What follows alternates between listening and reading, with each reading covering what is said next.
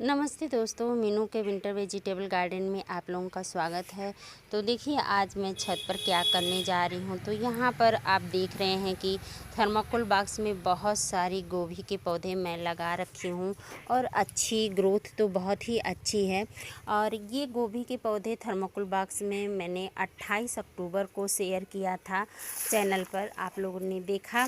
तो ये आज है 16 नवंबर दोस्तों, तो लगभग 20 दिन की हो गई हैं ये गोभी की पौधे और काफ़ी अच्छी ग्रोथ है। तो मैं क्या करने जा रही हूँ, तो इस पर मैं मिट्टी चढ़ाऊँगी दोस्तों। जिस तरह से खेतों में आप देखते हैं आलू बोया जाता है तो मिट्टी चढ़ाया जाता है, उसी तरह से मैं आज सारे बॉक्स के गोभियों के पौधों पर मिट्टी चढ़ाऊँगी। और अभी तो जो फ्रंट में भी बहुत सारा गोभी का पौधा लगा हुआ है, लेकिन वो पौधा इतना अच्छा नहीं है, उसका ग्रोथ अभी पौधे छोटे छोटे हैं। ताकि यहाँ जो छत पर लगाए हूँ गोभी, उससे पहले ही लग गया है। फ्रंट में गोभी का पौधा लगा है, लेकिन ग्रोथ इतनी अच्छी नहीं है। तो वहाँ तो जब पौधे इतने बड़े हो जाएंगे फ्रंट के, तब मैं कर दूँगी। बट यहाँ पर देखिए मैं गोभी के पौधों पर मिट्टी चढ़ाने जा रही हूँ। तो क्यों चढ़ाना चाहिए गोभी के पौधों पर मिट्टी, कैसे, क्यों और कब चढ़ाना चाहिए, क्या फ़ायदा होता है मिट्टी चढ़ाने से, सारी जानकारी आपको मिलेगी। तो चलिए देखते हैं किस लिए चढ़ा रही हूँ और कैसे चढ़ा रही हूँ मिट्टी गोभी के पौधों पर। तो देखिए दोस्तों, पहले तो पाट की मिट्टी की अच्छी से गुड़ाई करूँगी। इस तरह से सारे पाट की मिट्टी जितनी गोभी लगाई हूँ थर्माकोल बॉक्स में, तो पहले तो इस तरह से गुड़ाई करूँगी सबकी, देखिए। और पौधे से 2-3 इंच दूरी बनाकर ही गुड़ाई करें। एकदम पौधे के पास गुड़ाई नहीं करना है, 2-3 इंच दूरी बना करके तब मिट्टी की गुड़ाई कर दें। तो देखिए इस तरह से मिट्टी एकदम भुरभुरी हो गई, गुड़ाई कर ली मैं। और अब चलिए मैं इस पर मिट्टी चढ़ाती हूँ। तो यहाँ पर देखिए इस बॉक्स में यहाँ से शुरू करते हैं दोस्तों।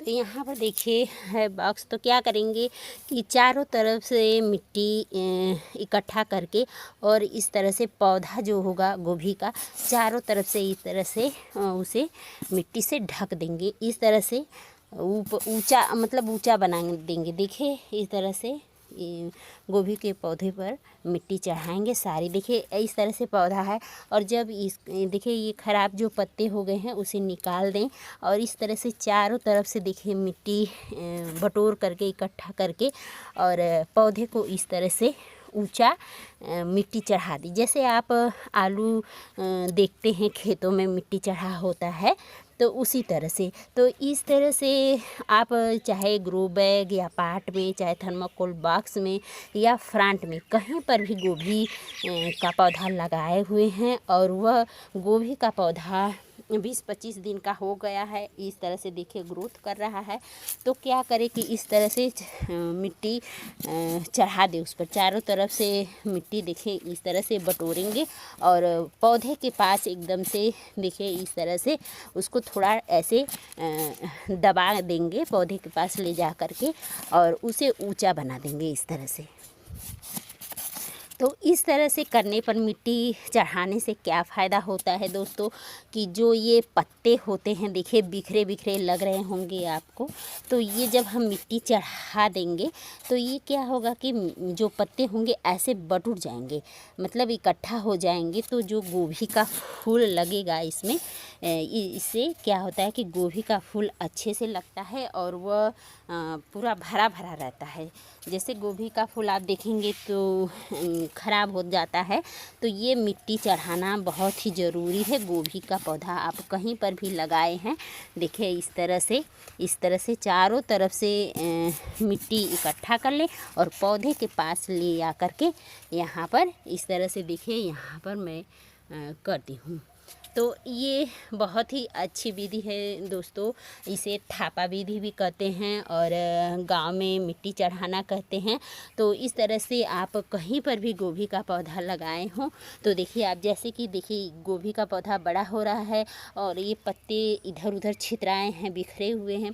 तो जब आप इस तरह से देखिए, इस तरह से चारों तरफ से मिट्टी बटोरेंगे और उस पौधे के पास ले जा कर के ऊंचा कर देंगे, मतलब चारों तरफ से देखिए। और जितने भी नीचे खराब पत्ते हों इस तरह से, तो उसे निकाल दें। अब और यहाँ पर प्रेस कर देंगे, हल्के हाथ से मिट्टी को प्रेस करके दबा देंगे।